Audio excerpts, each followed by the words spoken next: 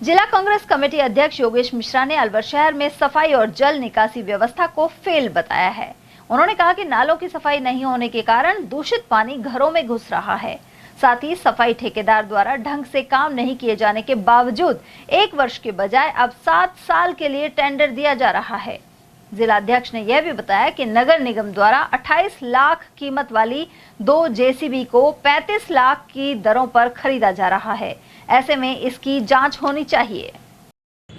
Sir, बारिश होते जिस तरह से शहर में जगह जगह पानी भरता है और जो नाले हैं वो साफ़ नहीं है, जगह जगह गंदगी दिखाई देती है और नालियों का पानी रोड पर आ जाता है और रोड ब्लॉक रहते हैं, लोग निकल नहीं पाते हैं और ठेका को भी ये 7 साल के दे रहे हैं। तो स्थिति शहर की काफ़ी गंभीर है, क्या कहना चाहिए? पुष्पेंद्र जी, भारतीय जनता पार्टी की जो सरकार राजस्थान में है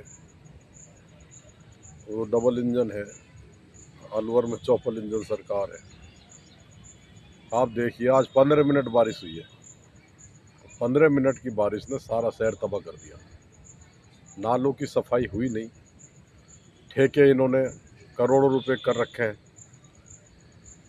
तो इनसे जो इनके जो लोग हैं, जनप्रतिनिधि हैं, जो इनके अधिकारी हैं, इनके खिलाफ एंटी करप्शन में मुकदमा दर्ज होना चाहिए कि आपने 1 करोड़ रुपए का या 75 लाख रुपए का जो ठेका सफाई का दिया, उसमें कितने कर्मचारी आपके पास किस तो ठेकेदार को दिया, उस ठेकेदार ने कितने कर्मचारियों का आपसे एग्रीमेंट किया, कितने ऑटो टिपर लगाने का एग्रीमेंट किया, कितनी जेसीबी लगाने का एग्रीमेंट किया, कितने ट्रैक्टर कचरा उठाने के लिए किया।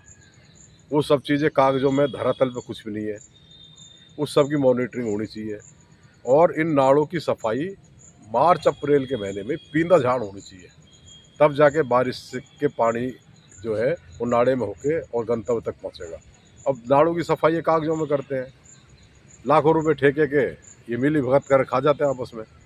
इनके खिलाफ मुकदमा दर्ज होना चाहिए एंटी करप्शन में। तो सर, जो ज़्यादातर रोड हैं उसके किनारे नाले ही नहीं है, जो सड़कें बड़ी बड़ी है जैसे कि मोती डोंगरी है या और बहुत सारे ऐसे रोड हैं जब पानी भर जाता है। भवानी तोप सर्कल से लेके इंदिरा गांधी स्टेडियम तक है वो पानी भरा हुआ है आज। इसके अलावा नाले हैं, आप जाके देखो वहाँ, लेकिन वो नाले क्या है, भरे पड़े, पता ही नहीं चलता है नाला कभी था कि नहीं। 1.5 साल हो गया सरकार को पड़े।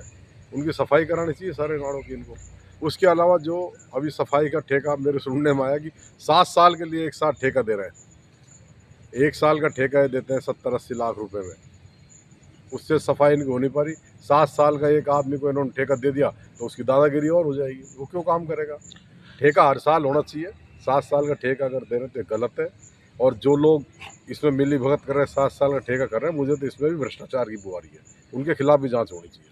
सर, सफाई कर्मचारियों को भी भर्ती नहीं हो पा रही है। कई बार वो ज्ञापन देते हैं, वो भी मामला अटका हुआ है। वो उससे भी सफाई कर्मचारी कमी की वजह से भी सफाई प्रभावित। कांग्रेस राज में सफाई कर्मियों की भर्ती निकली थी, फार्म भरवा लिए। बदकिस्मती से उसमें बीच में चुनाव आ गया, हमारा सर राज चला गया। इन्होंने वो हमारी भर्ती के जो फार्म भरा हुए वो सारे निरस्त कर दिए। नई जगह इन्होंने निकाली नहीं।